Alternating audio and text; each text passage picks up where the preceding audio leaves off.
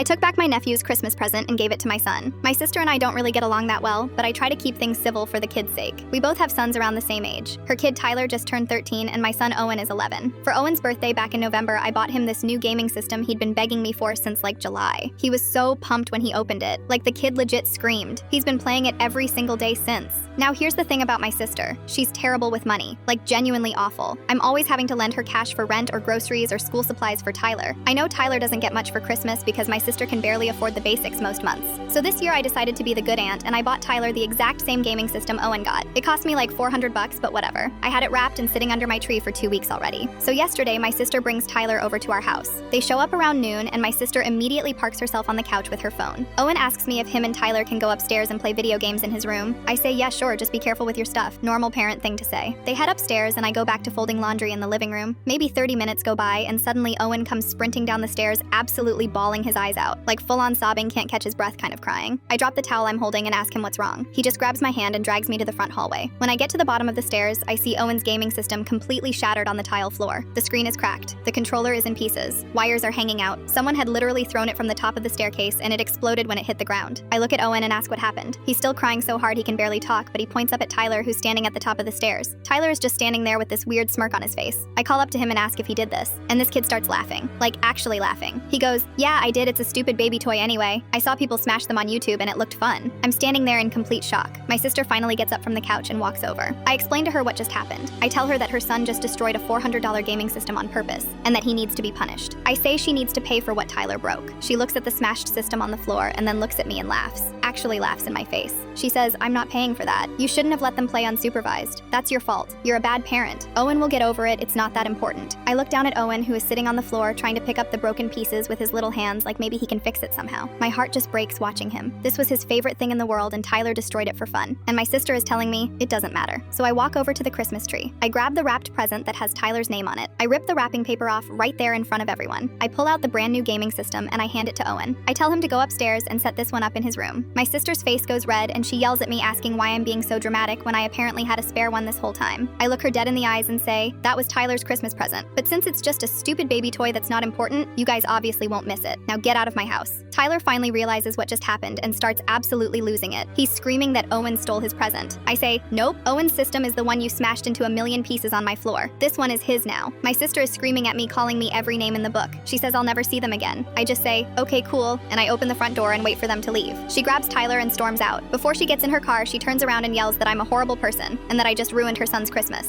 I shut the door and lock it.